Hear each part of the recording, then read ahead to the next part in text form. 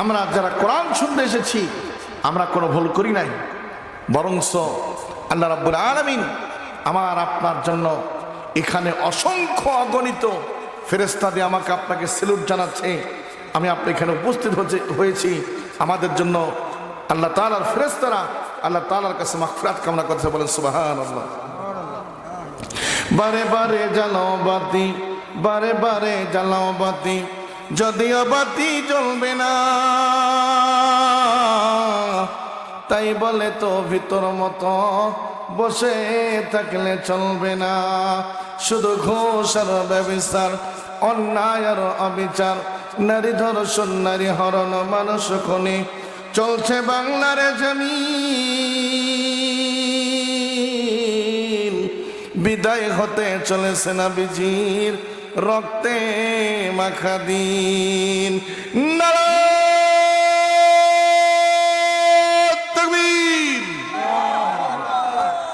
আল কোরআনের আলো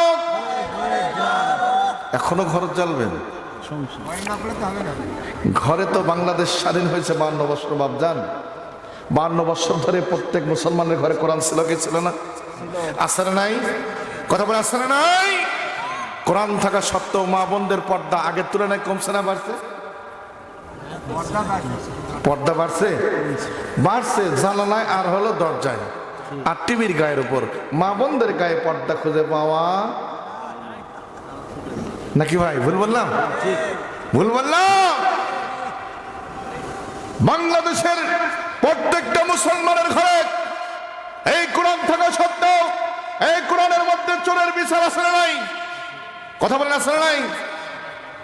বাংলাদেশের কোরআন দিয়ে বিচার না হওয়ার কারণে, এই কোরআন দিয়ে বিচার না হওয়ার কারণে, চোরের বিচার না হওয়ার কারণে 100 টাকা চুরি করলে তাকে গাছের সাথে বেঁধে রেখে দিন ছাড়া দিন ভর জুতাতে পেটে কেউ ঘুষি দেয়, কেউ লাথি দেয়, কেউ কিউল দেয়, কত রকম কেউ থুতু নিক্ষেপ করে, কিন্তু হাজার হাজার lakh lakh billion trillion dollar মেরে খেয়ে বিদেশের বাড়িতে বিদেশে বাড়ি জমায়া 350টা বাড়ি করে।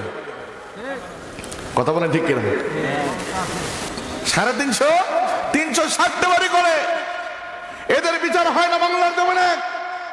আর যদি বাংলাদেশের জমিনে যদি পার্লামেন্টে কোরআন থাকতো তাহলে এই সমস্ত চোরেরা, এই সমস্ত নাস্তিক বেঈমান মুরতাদরা বাংলাদেশের জমিনে সাধারণ 18 কোটি মুসলমানের দেশে কখনো তারা কোনোদিন এই মুসলমানদের বিরুদ্ধে কখনো কাজ করতে পারত না। কথা বলে চিৎকার করে ঠিক কিনা?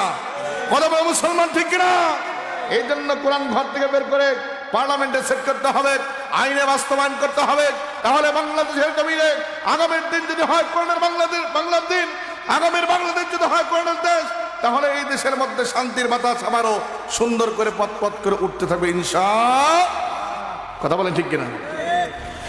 এই জন্য মুসলমান ঘর থেকে বের করেন।